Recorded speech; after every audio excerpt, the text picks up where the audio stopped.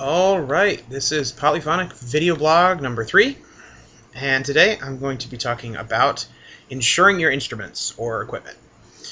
Now, basically, bad things happen all the time, and it's really frustrating when it does, and it can be something as simple as your zipper to your case opens up and your instrument falls out when you work, or something where you're recording and the person upstairs in your apartment building decides to leave their water running, and you have water all over your very expensive equipment.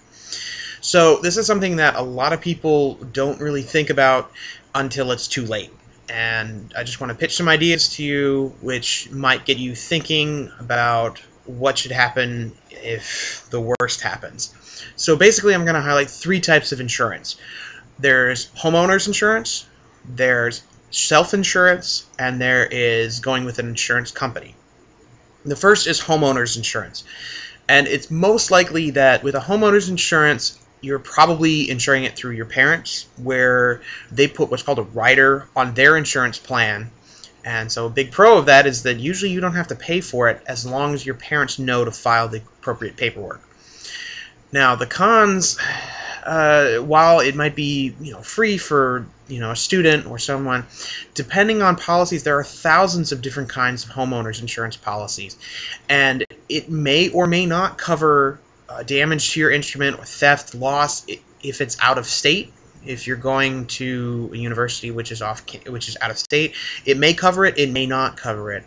It also may not cover if it's in or outside of the house. If damage is done to it outside of the house, depending on the policy, there's a lot of ifs about this. One of the big things is that homeowners insurance will not cover work-related items, which all of your instruments or your equipment is considered work-related tool, and it will not cover that. Homeowners insurance is designed to cover and protect the things which you keep in your house on a regular basis. Also, with the type of accident, it may or may not be covered. If it's stolen, it might be covered, it might not be covered. Fire, flood, etc. So that's one way of insuring it. Another way of insuring it is called self-insured. This is probably the most simple way to insure something, where essentially self-insurance is if you have an instrument that's worth $3,000, clarinet or something, clarinets might be a little more than 3,000, but you essentially put that much money into a savings account.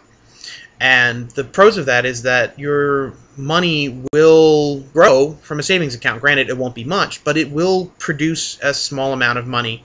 And the other thing is, if you're going to self-insure, it's strongly recommended that you do it with a savings account or something where the money is readily available. If you do a certificate of deposit, you may suffer penalties because certificates of deposits are usually for a long length of time, 8, 10, 20 years, and you'll get a penalty if you pull it out early.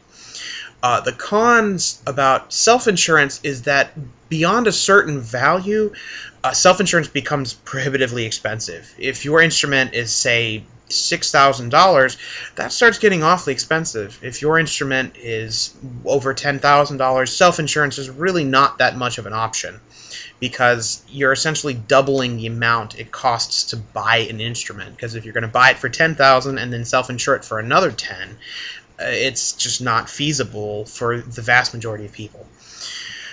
The other con is that if you have a large sum of money which is easily available, if your car suddenly breaks down, you might really be tempted to pull money out, and then if your instrument gets damaged, if you didn't put back into it, you may not have the full cost covered. Now, the final is insurance through a musical instrument company, insurance company. These are companies like Clarion Insurance, which exclusively deal with musicians, not just classical, but jazz, electronic, electroacoustic musicians. And the pros is that whenever you do file a claim, it's just like any other insurance company. You have to pay a deductible, which, depending on which plan you pick, it's usually around $500. And that's it. You pay $500, and then whatever the value of the instrument which is declared is covered at that point.